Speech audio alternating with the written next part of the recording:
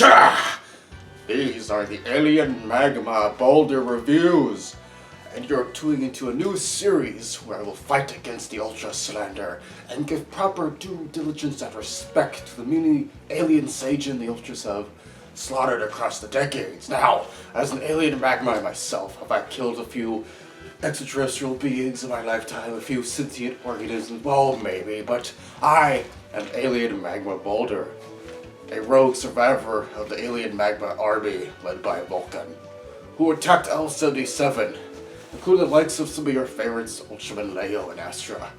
But that's besides the point. Today I'm going to give a spotlight to a very particular Sajin that is notable in the Ultra's history, for I have incredible knowledge from wandering across the cosmos and reading and looking at the internet on info on these aliens. Notably, Alien Baltan. But not just any alien Baltan, one in particular that has really stood out amongst his contemporaries, that being Alien Baltan Vesicle, the individual from 2001's Ultraman Cosmos First Contact. A truly incredible film, I must say. I've even had me working up a tear underneath my obsidian eyes. But I have to say, in this particular film, it starts off as many Ultra stories do. A particular Ultraman, in this case, Cosmos, battling a foe as they hurtled towards another Earth from another dimension. In this case, a young boy named Musashi bonds with Ultraman Cosmos, but in a unique way, for he only summoned him, kind of like Gamera in this film. Very different from later on when Musashi would actually bond with Cosmos as his proper host. Anyway, what's notable is how much of a character that Baltan is given in this film. You see, both of his designs are incredible, whether it's his main new Heisei iteration or his Vesicle form.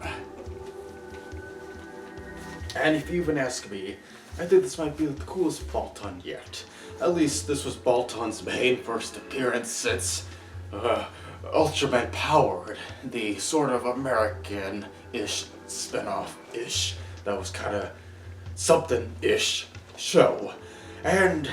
But this is Baltan's first major appearance, and a Japanese show since then, since the Heisei era started by Tiga, Dada, and Gaia, just created new foes for the most part, or pretty much all the time. And Cosmos would follow the same track, save for this First Contact prequel film that actually brought Baltan back in a new and interesting way.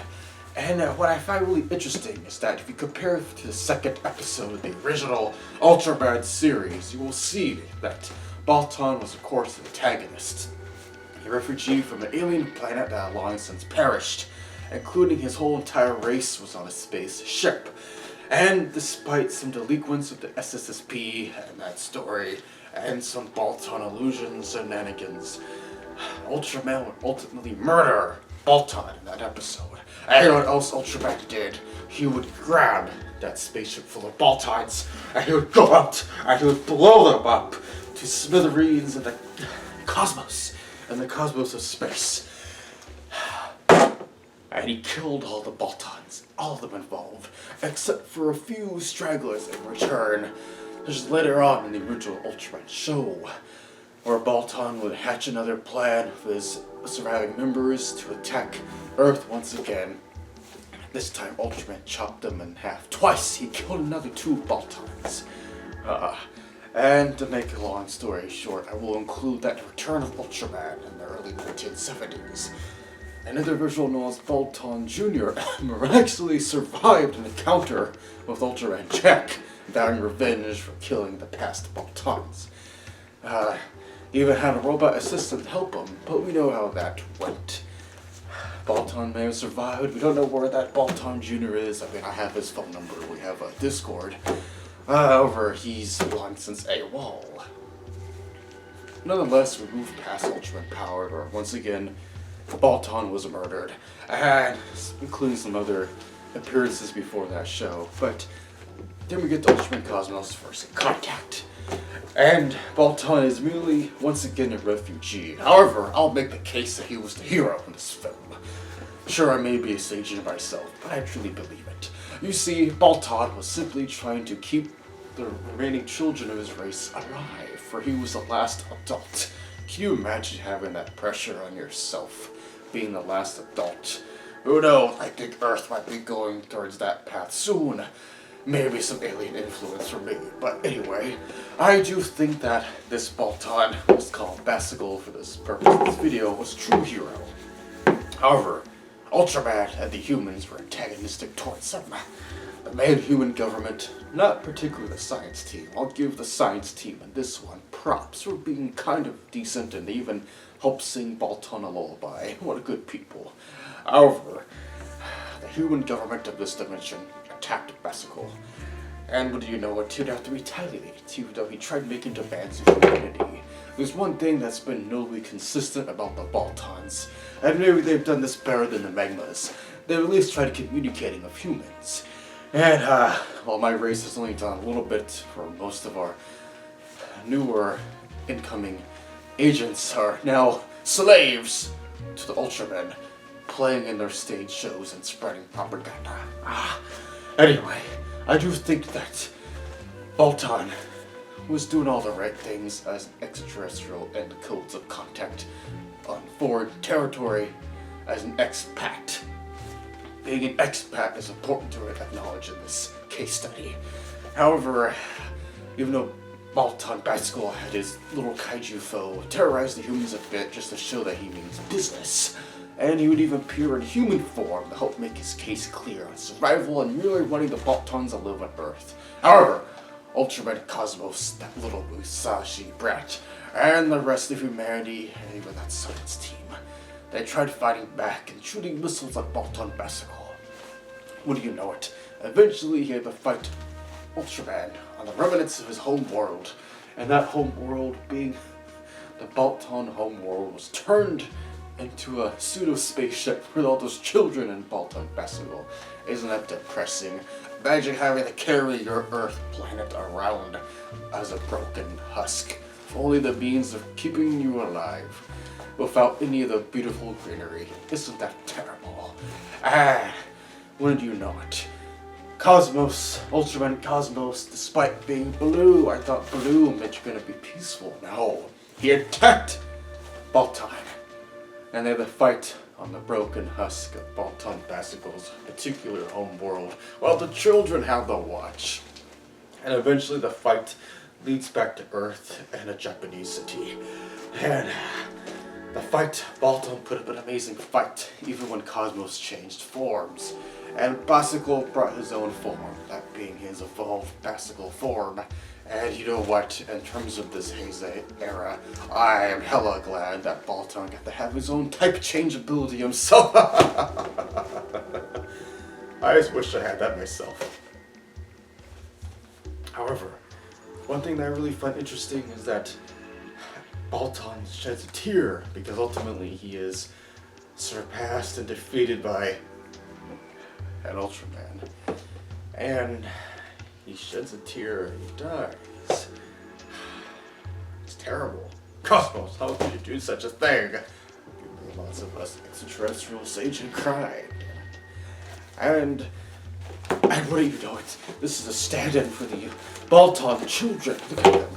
Little chubby things. And here's the adult Baltan. The adult Baltan, he dies right here, as you can see. And all the children have to come around and pick him up, and carry him back to their home world, telling Ultraman, Musashi, and humanity's governments that they're going to take the burden of being the last children of their race and living on their deceased planet as they carry Baltan up back to their broken planet. And they fly away.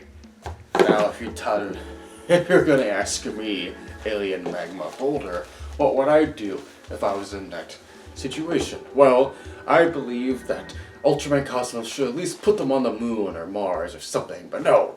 You can even put them like in Australia, right? Nobody lives in Australia. I know there was Ultraman Great down there, but different dimension. Come on, Cosmos, you could have put the Baltan children in Australia. Nobody lives on the left western half of Australia. It's scientific fact. You can trust me, damn it. But as the case stands, for a Heisei entry that finally brought back a classic Ultraman antagonist, or hero, I have to say Ultraman Cosmos First Contact is truly a special film. And if you watch it compared to another contemporary like Ultraman the Next, which also had a classic Ultraman foe, that being Bimular, brought back to life in a new form. He also changed his form to a new, intimidating look. And well, I have to say that I think Ultraman Cosmos First Contact is a great film if you're a new fan to the Ultraman series. Like I said, it's a great complimentary film to such as Shin Ultraman, Ultraman the Next, and even Ultraman Rising. Because, gotta remember, this series, even if we do get the violent, believe me, I'm a violent alien myself, you gotta remember the kids. And I think it's important to show children how you can work towards a better future together. And I can't believe I just said that. But before we go, this has been episode 1 of the Alien Magma Boulder series. And be sure to check out this video right here. This podcast called G-Force, a kaiju podcast, where the devious Mr. Takadrup Films talks to his other devious friends about Ultraman Cosmos the First Contact. You don't want to miss it. It's worth your time. In the meantime, I'm going to keep traveling throughout the cosmos, throughout space, giving you interesting, unique looks unlike any other Ultraman YouTuber. That's right. This has been the Alien Magma Reviews on the Mr. Takadrup Films channel. Stay tuned, like and subscribe, and be sure to let me know what you think about Baltan Baskel, and if I was right or wrong. But you better say I was right. Until then, Alien Magma Boulder, out!